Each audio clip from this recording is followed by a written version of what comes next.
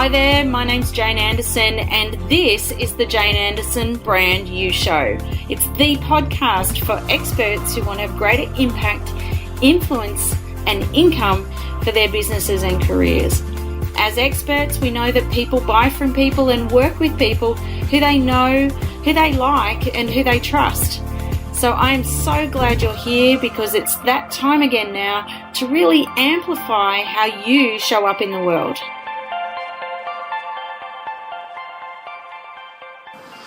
Hi there, and welcome to the Brand You Show. My name's Jane Anderson. Thank you so much for coming along. I'm so grateful that you're online today and listening to today's topic.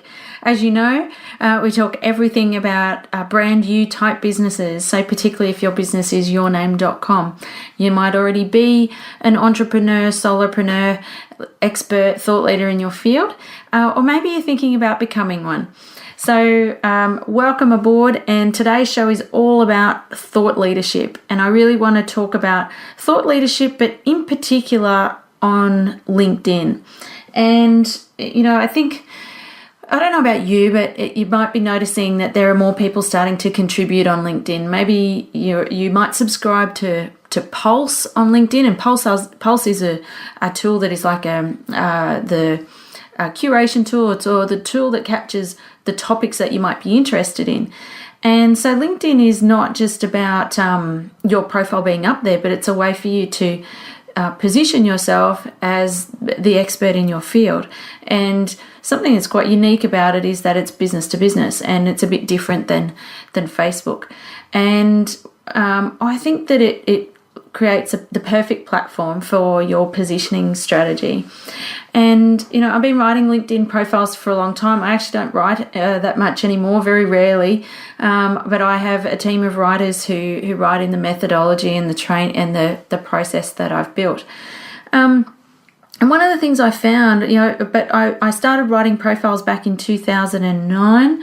I was the first writer in Australia. I couldn't get anybody else to write them, but not write them as in a copy paste exercise over from a resume.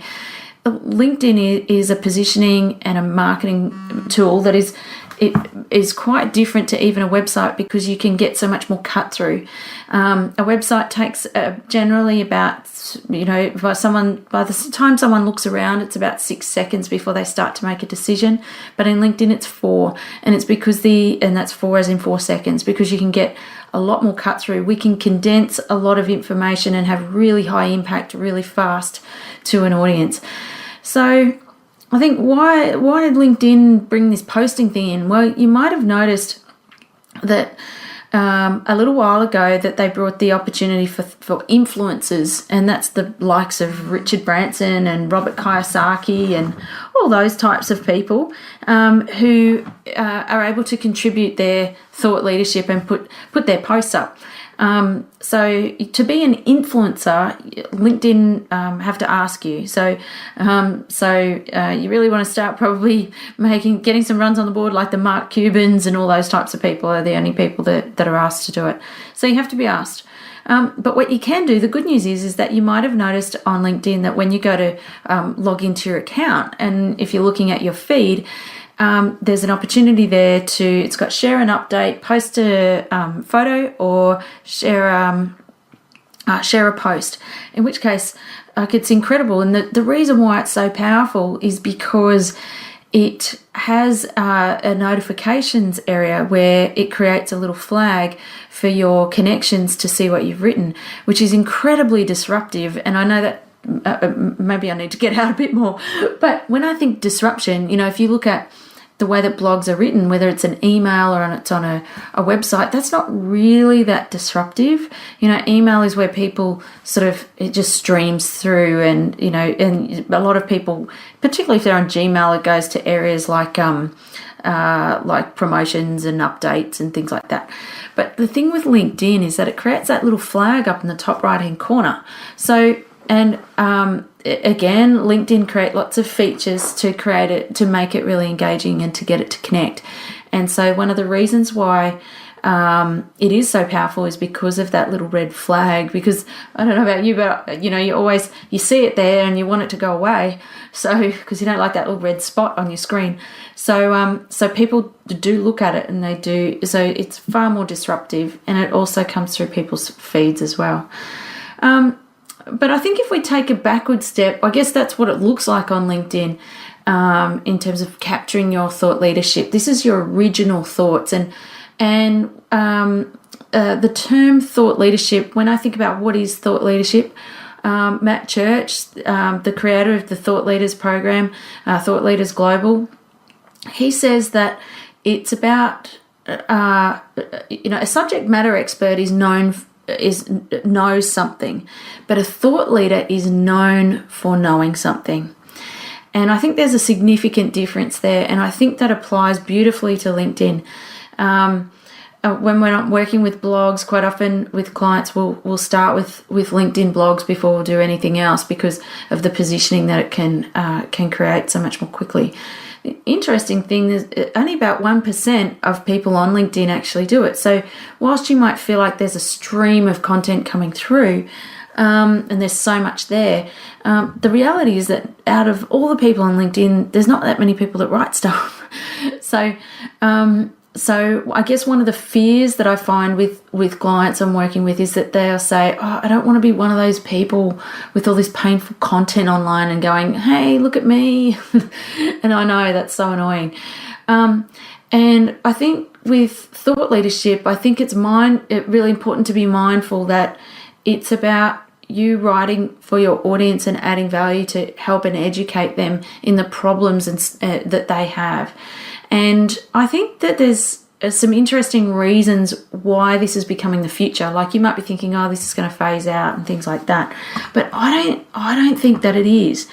I think if you look at, and I was listening to Matt Church the other day, and he was talking about the Institute for the Future. They created, it's based out of the University of Phoenix Research Institute, and they've created a report on the future work skills for 2020, and they've identified 10 future work skills that are going to be required for the future workforce through to 2020. And these are things like, you might have heard of some of these, even something that's called sense making is the first one. So sense making is the ability to determine the deeper meaning or significance of what is being expressed. So I think that what's happening is that we know the average person spends at least 2 hours a day online, and particularly social media. So there's been a move away from television. Those people who are looking at television are much older age brackets. So you're looking at baby boomers upwards. They've stayed with television, but the younger generations, particularly right down to Gen Ys and Zs, are all online and on social media. That 2 hours a day has moved from TV to content. So people are absorbing content like you've never seen before. Even the Australian Marketing Institute ran a survey in 2014 and identified that 74% of marketers said that content marketing will be a key part of their marketing strategy. So people aren't reading or buying magazines and newspapers like they are because they're absorbing content as a result of reading Facebook pages and LinkedIn pages and all those types of things, Instagram. Far more information is being absorbed. And I think that what, based on this report, is that when you look at the amount of information that's happening, is that those skills that are going to be required are one is sense making. I think that's going to be a real cut through skill in being able to make sense of the world and make sense of what's happening. And I think this is probably a little bit like translating. It's like translating into another language almost. And so I think LinkedIn, particularly the thought leadership option, or that be able to create a post, I think that if you can make sense of things, I think that this is going to be a really powerful tool, but also the posting tool. But also, if you can really think about how can I help make sense of this for people. So that was the first one. There's a whole lot of others, things like social intelligence, like knowing how to connect with others, in a really socially intelligent way. The third one is novel and adaptive thinking. Number 4 is cross-cultural competency, so the ability to operate in different cultural settings. Other ones are computational thinking. The other one is new media literacy, and this is the one that I think is really lends itself to the thought leadership approach, particularly on LinkedIn. The new media literacy is really about that ability to critically assess and develop content that uses new media forms and to leverage these media for persuasive communication.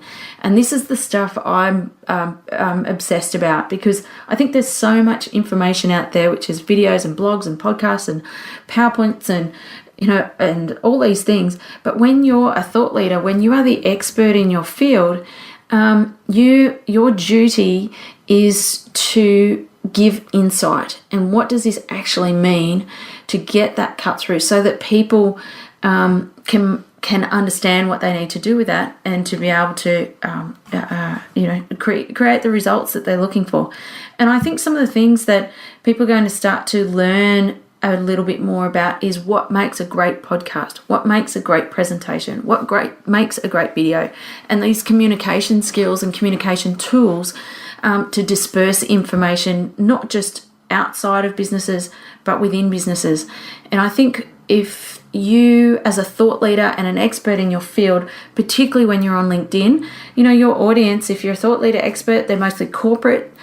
They could be a consumer market, but these might be event managers, all those types of things. So to get that cut through with new media literacy, I think that the posting area on LinkedIn is a really fantastic way to be able to do that. With being a LinkedIn poster, I'm thinking, you might be thinking, well, why would I bother doing it? And I think there are a few different reasons, particularly when you're a thought leader. I think the first one is you get a really increased exposure across the platform. So if you publish a post on LinkedIn, the best thing about it is that it's not just about putting content out, but you can engage with people. So it can be shared, it can be liked, it can be commented on, and this in turn increases your exposure across LinkedIn. But not just LinkedIn, but it can be shared across other mediums. So if you've got a Twitter account, all those types of things as well. In fact, even today, I got an inquiry as a result of a post that I shared, that I wrote. And it takes some time to get momentum. I think one of the problems I see when people writing content is that I wrote a post and nothing happened, so I gave up. We know that around 10 pieces of content are consumed before somebody makes a decision about working with you. You have just got to be consistent, and you've got to keep persisting. And we also know that by the time you hear from someone, around 90% of a decision is made. So there are a lot of other things that are going on. Just because you don't see a like or a comment on your post doesn't mean that it's working for you. Likes don't equal dollars. And I think that's something really important to remember when you're writing these posts, is that your goal is making sure that these are ways that you're kept visible, but they're adding in the interest of your audience. It's not all about you. I think the other reason why is that it gives you an opportunity to talk directly to your target audience through your posting. So in other words, if I look at someone like one of our guests that's been on the podcast has been Guion Pereira. When I look at what Guion's been doing, Guion does some fantastic stuff. If you're not following his blogs on LinkedIn, I definitely would. But if you look at the way that in some of the posts he writes them very specific to the markets that he's working with at that time. So it's obvious that he does work with health. It's obvious he does work with real estate. And he's tailoring his content to his face-to-face activity. And I think that's something that you really need to keep in mind, is that just based on what you're doing face-to-face, you don't become working with different markets or a different personality when you're writing. It needs to integrate. And I think the other benefit of posting on LinkedIn, particularly when you're a thought leader or an expert, or you're trying to become known for knowing something, is that, particularly in Australia, we have this thing called tall poppy, and it shows that I think when you're in Australia, when you're putting yourself out there, people go, you might be a bit concerned that you're looking like a bit of a know-all or something. But I reckon that's the real advantage, is that while we live in this country of tall poppy, it means that to get up and have a go and means that you're prepared to do something that others aren't. And that's really the heart of really being able to have a go. The other thing too, I think, as a thought leader and expert, is that there are people who look at your posts that you might not have thought that it would connect with. People can connect with your post who might be your ideal target audience. So I put posts up, and I think one of the mistakes I see is people put a post up and they don't even look at who liked it, who commented on it. They don't respond to any of the comments. Like, what's the point in putting it up? Have a look at who's commenting. Are they your ideal customer? If they're commenting, they obviously probably like it. Have a look who liked it and go and thank them and engage with them and find out what they're doing. You work so hard, but keep chasing new clients, but often these things are right at your fingertips. I think the other reason why your posting on LinkedIn can be really valuable as well is that it can support your search engine optimization. So as you might have heard in some of the other podcasts, I've spoken about search engine optimization. And the thing with LinkedIn is that, first and foremost, it is a search tool, a bit like Google. And LinkedIn works off algorithms that form part of the search engine. So when you have keywords in your profile and the titles and things like that, if somebody's Googling looking for help on those posts, then your post could turn up in that LinkedIn search, and that contributes to even more visibility as well. So I reckon there are probably 3 things to just think about when you're writing articles on your LinkedIn account. I think the first thing is to remember is that it's not Facebook. So just remember that you're not putting memes up or photos and just a quote underneath or something like that. That's not a post, that's an update. A post has to be your thought leadership. I reckon you're looking for around a 400 to 600 word article, and it just really needs to capture and answer and provide some insight against the problems and fears of your audience. This is a space for you to share your professional expertise and provide really good quality content, not a motivational quote or something like that. That's just not going to work. If you're in something like real estate, then you provide your insights on the market near you, what's happening, those types of things. I think the second thing to remember with writing posts is don't attach your newsletter as a Word document to your feed and thinking that's a post. I've seen a few people do this. People do not click through to look at your newsletter. It looks tacky. It looks cheap. It looks like, here, I'll just slap this up and hope someone might read it. That's just not posting information in a way to engage your audience at all. So take your content or copy it out of your newsletter, put it over into your posting area.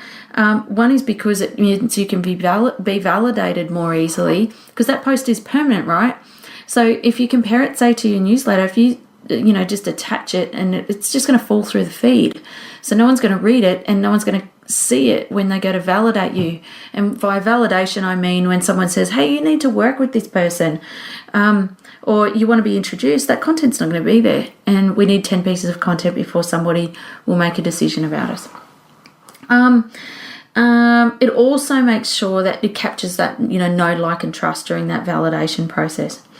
And I think the last thing to remember is, with your thought leadership, just make sure it doesn't have to be, thousands of words or anything like that, but keep it to the point, keep it punchy, keep it engaging.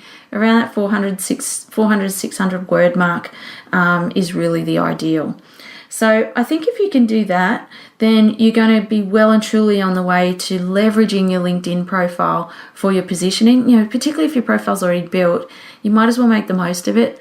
And you're really going to, even if people don't like it, even if they don't comment on it, that's not the goal. Bills don't get paid with likes and comments, I'm afraid. I wish they did, but they just don't.